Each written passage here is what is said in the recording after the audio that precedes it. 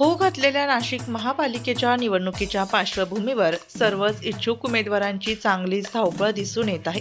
मात्र याला अपवाद ठरले आहेत मनसेचे राज्य उपाध्यक्ष, माजी स्थायी समिती सभापती सलीम मामा शेख, सामाजिक कार्यकर्ते संजय जाधव, गीता जाधव आणि फरीदा शेख यांनी शनिवार दिनांक 13 नोव्हेंबर रोजी सातपूर त्र्यंबक रोडवरील सौभाग्य लॉन्समध्ये प्रभाग क्रमांक 10 आणि 11 मधील नागरिकांसाठी संवाद मेळाव्याचे आयोजन करण्यात आले होते.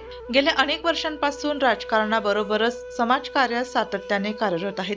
सर्व धर्मीय नागरिकांची सेवा करत नागरिकांशी थेट संवाद साधणे हा त्यांचा मुख्य उद्देश असल्याने या स्नेह मेळाव्यात नागरिकांनी आपल्या कुटुंबासह मोठ्या संख्येने सहभाग घेतला. या मेळाव्यानिमित्त खास मिसळ सोबत मेंदूवडा, इडली सांबार, तरतरीत व्हेज खिमा आणि गोड बालुशाहीच्या मोठ्या मेनूचे या पार्टीत आयोजन करण्यात आले होते. आपुलकी आणि संवाद आणि सामाजिक सलोखा जपणाऱ्या या उपक्रमात नागरिकांकडून उत्स्फूर्त प्रतिसाद मिळाला.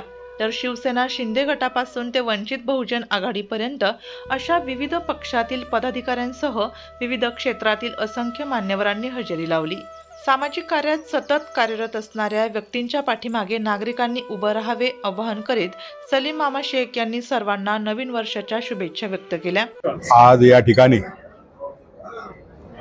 सातपूरकर नागरिकांसाठी गीताताई जाधव,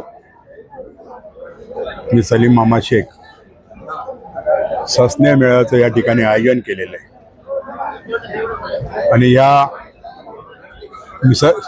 सस्नेह मेळाव्यामध्ये आम्ही या ठिकाणी मिसळ पार्टीचं सुद्धा आयोजन केलेलं आहे. आणि प्रचंड प्रमाणामध्ये नागरिकांची या ठिकाणी उपस्थिती लाभत आहे. गेली अनेक वर्ष आम्ही सातपूरकर नागरिकांसाठी जी इमान इतबारीची सेवा केली, राजकारण बाजूला ठेवून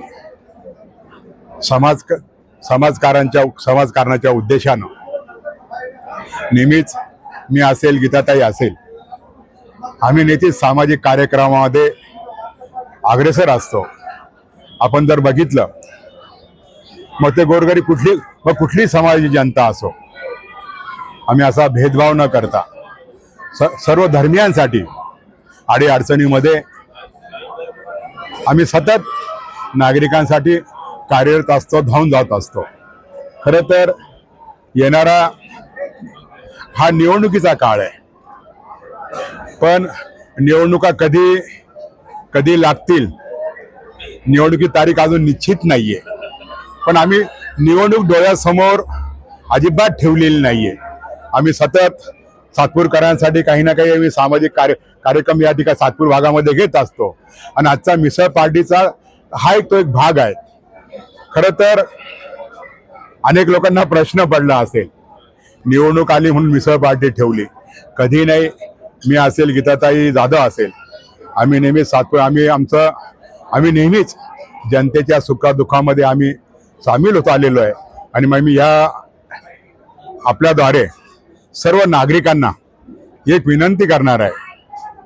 शेवटी आपलं निवडणूक अजून डिक्लेअर झालेली नाहीये, पण निवडणूक जेव्हा केव्हा लागतील निवडणुका, मी आपल्याला नागरिकांना फक्त एकच विनंती करणार आहे, हे सतत आपल्यामध्ये कार्यरत असता, सतत आपल्या अडीअडचणीमध्ये धावून येतात, अशाच लोकांच्या मागे आपण खंबीरपणे उभं राहिलं पाहिजे.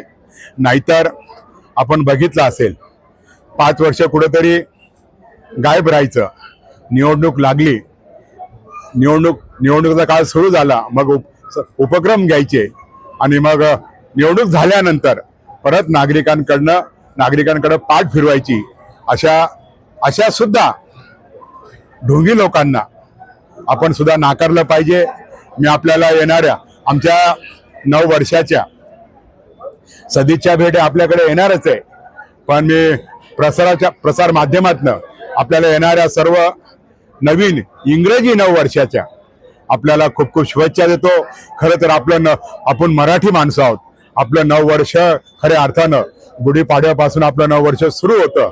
शेवटी पण जगामध्ये जगात जी तारीख चालती, म्हणून मी आपल्याला या इंग्रजी महिन्याच्या 9 वर्षाच्या आपल्याला खूप खूप शुभेच्छा देतो.